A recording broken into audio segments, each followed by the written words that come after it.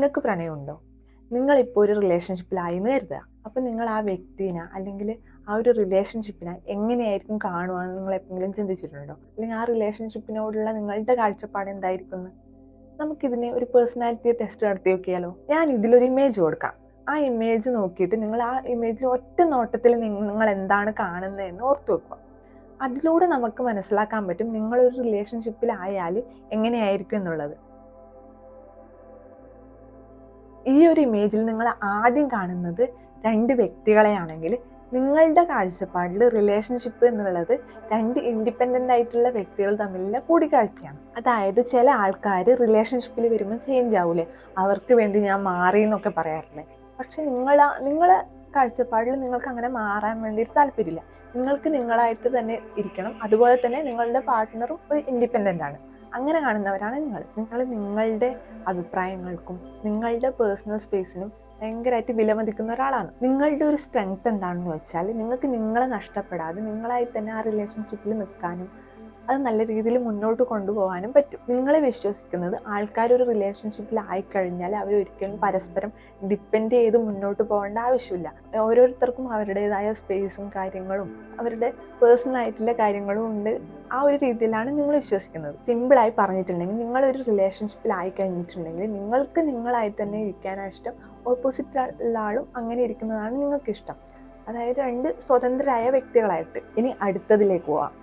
നിങ്ങൾ ഒരു ഹാർട്ട് അല്ലെങ്കിൽ ഒരു ബ്രിഡ്ജാണ് കാണുന്നതെങ്കിൽ നിങ്ങൾ ചിന്തിക്കുന്നത് ആ ഒരു റിലേഷൻഷിപ്പിൽ രണ്ടുപേരും ഈക്വലായിട്ട് എഫേർട്ട് ഇടണം എന്നാണ്. അങ്ങനെ രണ്ടുപേരും ഈക്വലായിട്ട് എഫേർട്ട് ഇട്ടാൽ മാത്രമേ എല്ലാ രീതിയിലും ആ റിലേഷൻ നല്ല രീതിയിൽ മുന്നോട്ട് പോകും. ഇപ്പൊ കോൾ ചെയ്യുന്നതിനായാലും അല്ലെങ്കിൽ എന്തെങ്കിലും ഒരു പ്രശ്നം വന്നാൽ അത് പരിഹരിക്കുന്നതിനായാലും അല്ലെങ്കിൽ സിമ്പിളായിട്ട് പറഞ്ഞിട്ടുണ്ടെങ്കിൽ എവിടെയെങ്കിലും ഫുഡ് കഴിക്കാൻ പോയി അതിന് പൈസ കൊടുക്കുന്നതായാലും ഒരാൾക്ക് മാത്രമായിട്ട് ചെയ്യാനുള്ള കാര്യമല്ല എന്നാണ് നിങ്ങൾ വിശ്വസിക്കുന്നത്. ഇത് രണ്ടുപേരും ഒരുപോലെ ഏറ്റെടുക്കേണ്ട കാര്യമാണ്. ഒപ്പം തന്നെ റിലേഷൻഷിപ്പിൽ പരസ്പര ബഹുമാനം ഇമ്പോർട്ടൻ്റ് ആണെന്ന് ചിന്തിക്കുന്നവരാണ് നിങ്ങൾ. പിന്നെ നിങ്ങൾക്ക് ഇഷ്ടമില്ലാത്തൊരു കാര്യമാണ് ആളുകൾ സ്നേഹത്തിന്റെ പേരിൽ നിങ്ങളെയോ നിങ്ങളുടെ പാർട്ട്ണറിനെയോ പരീക്ഷിക്കുന്നത്. ഇപ്പം നമ്മൾ പുറത്തൊക്കെ പോകുമ്പോൾ ചില ആൾക്കാർ വന്നിട്ട് പറയും ഇത്ര പൈസ തരാം, നിങ്ങളുടെ പാർട്ട്ണറിനെ വിളിച്ചിട്ട് ഇങ്ങനെ പറ, ബ്രേക്കപ്പ് ആവാന്നുള്ള രീതിയിൽ പറ, കുറച്ച് തമാശക്ക് അങ്ങനെ പറയാം, എന്നിട്ട് കുറച്ച് കഴിയുമ്പോൾ മാറ്റി പറഞ്ഞാൽ മതി എന്നുള്ള രീതിയിൽ.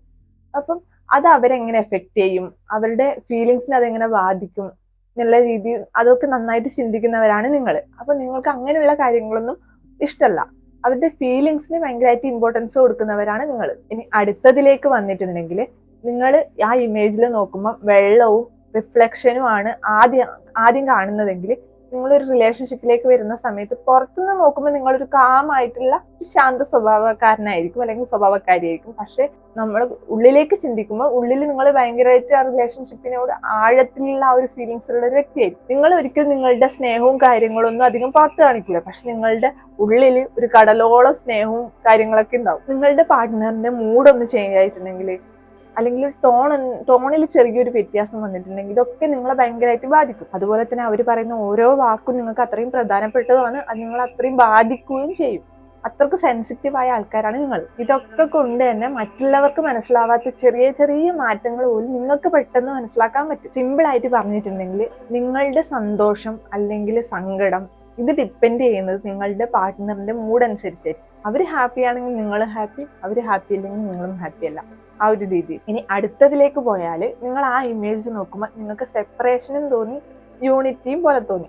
അതായത് ആ ഒരു ഇമേജ് നോക്കുമ്പോൾ നിങ്ങൾക്ക് രണ്ടുപേര് വേർപിരിയുന്ന പോലെയും തോന്നി, രണ്ടുപേര് ഒത്തുചേരുന്ന പോലെയും തോന്നി. അങ്ങനെയാണ് തോന്നിയതെങ്കിൽ നിങ്ങൾക്ക് ഒരേ സമയം ഇന്റിമസിയും വേണം, ഫ്രീഡവും വേണം. നിങ്ങൾക്ക് അയാളുമായിട്ട് നിങ്ങളുടെ പാർട്ട്ണറുമായിട്ട് ഭയങ്കരമായിട്ട് ക്ലോസ് ആവുകയും വേണം, എന്നാലും നിങ്ങൾക്ക് നിങ്ങളുടെ ഫ്രീഡം വേണം. നിങ്ങൾക്ക് നിങ്ങളായിട്ട് തന്നെ നിൽക്കുകയും വേണം. അതായത് നിങ്ങൾക്ക് പ്രണയവും സ്വാതന്ത്ര്യം രണ്ടും ഒരുപോലെ ഇമ്പോർട്ടൻ്റ് ആണ്. നിങ്ങൾക്ക് നിങ്ങളായി തന്നെ ഇരിക്കാനാണ് ഇഷ്ടം, എന്നാൽ അവരൊട്ട് പോകാനും പാടില്ല. അവർ നിങ്ങളുടെ അടുത്ത് തന്നെ വേണം, നിങ്ങളുടെ സ്വന്തമായിട്ട് എപ്പോഴും കൂടെ തന്നെ വേണം. വേറൊരു രീതിയിൽ പറഞ്ഞിട്ടുണ്ടെങ്കിൽ നിങ്ങളെ ഓവറായിട്ട് കൺട്രോൾ ചെയ്യാനും പാടില്ല, എന്നാൽ അവർ പോകാനും പാടില്ല. ഓപ്പോസിറ്റുള്ള ആള് നിങ്ങളെ ഭയങ്കരമായിട്ട് കൺട്രോൾ ചെയ്യാൻ ശ്രമിച്ചു, നിങ്ങൾക്കത് ഇഷ്ടമല്ല. കാരണം നിങ്ങൾക്ക് നിങ്ങളായിട്ട് തന്നെ ഇരിക്കണം. എന്നാൽ ബ്രേക്കപ്പ് പറഞ്ഞ് പോകാനും പറ്റൂല. കാരണം നിങ്ങൾക്ക് അയാൾ പോകുന്നത് സഹിക്കാനും പറ്റൂല, അയാളെയും വേണം. നിങ്ങൾക്ക് നിങ്ങളായിട്ട് ഇരിക്കുകയും വേണം, അയാളെയും വേണം, വിട്ട് കളയാൻ പറ്റൂല. അങ്ങനെ